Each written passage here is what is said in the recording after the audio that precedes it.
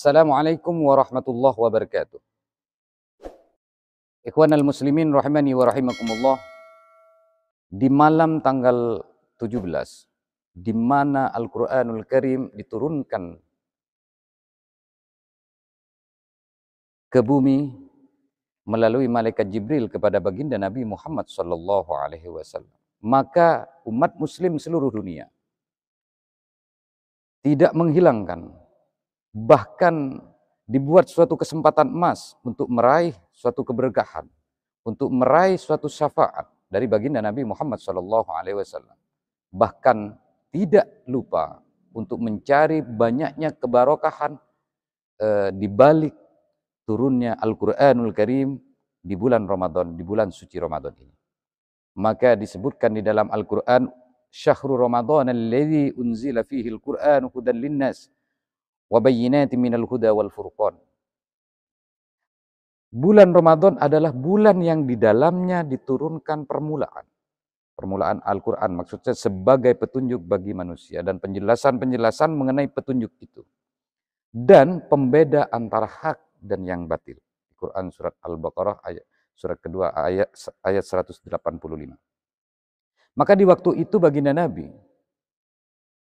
di waktu malaikat Jibril membawa ayat pertama kali yang disampaikan, diberikan kepada baginda Nabi Muhammad SAW, maka baginda Nabi bergetar tubuhnya karena melihat sesosok asing yang tidak pernah dijumpai oleh baginda Nabi Muhammad SAW. Maka di waktu itu malaikat Jibril menyampaikan Iqra. Jadi baginda Nabi setelah menyampaikan Iqra selama 3 kali, malaikat Jibril sebenarnya dia gemetar. Mungkin ada ketakutan baginda Nabi karena menjumpai orang asing yang tidak pernah dijumpai oleh baginda Rasul Shallallahu Alaihi Wasallam. Namun maka cara penyampaiannya tidak mungkin dengan cara membentak. Malaikat Jibril dengan cara biasa menyampaikan dengan lemah lembut kepada baginda Nabi Muhammad Shallallahu Alaihi Wasallam. Nah, di waktu itulah turunlah Al-Quran kepada baginda Nabi Muhammad Shallallahu Alaihi Wasallam, yang dimana umat Muslim seluruh dunia pada tanggal 17 tidak lepas dari bagaimana dia mencari suatu keberkahan dan tidak lupa dengan sejarah-sejarah bagaimana turunnya Al-Quran, bagaimana cara baginda Nabi menerima Al-Quranul Karim, firman Allah dari malaikat Jibril yang telah diperintahkan oleh Allah Subhanahu wa Ta'ala untuk menyampaikan kalamullah. Jadi setelah disampaikan turun Al-Quran itu, maka umat muslim seluruh dunia selalu memperingati dengan cara memperbanyak tadarus, memperbanyak membaca Al-Quran, karena manfaat dari dan barokah, manfaat syafaat Al-Quran akan dimiliki kepada orang yang membacanya. Maka disebutkan di dalam hadis riwayat Muslim, Iqra'ul Qur'ana fa innahu ya'ti yaumal qiyamah syafi'an li ashabihi. Jadi bacalah Iqra'ul Qur'an, bacalah Quran. Sesungguhnya Quran ini di hari kiamat akan datang memberi syafaat kepada pembacanya. Maka umat muslim seluruh dunia tidak ingin menyia-nyiakan waktunya yang begitu benar-benar harus dimiliki dan begitu benar-benar harus didapat, dan jaminan dari Allah insya Allah akan didapatkan ketika kita berusaha semaksimal mungkin di bulan suci Ramadan ini, tepatnya pada tanggal 17 ketika Al-Quranul Karim diturunkan oleh Allah Subhanahu wa Ta'ala, kita lebih memilih mendekat kepada Allah Subhanahu wa Ta'ala dengan cara memperbanyak zikir, memperbanyak baca Al-Quranul Karim.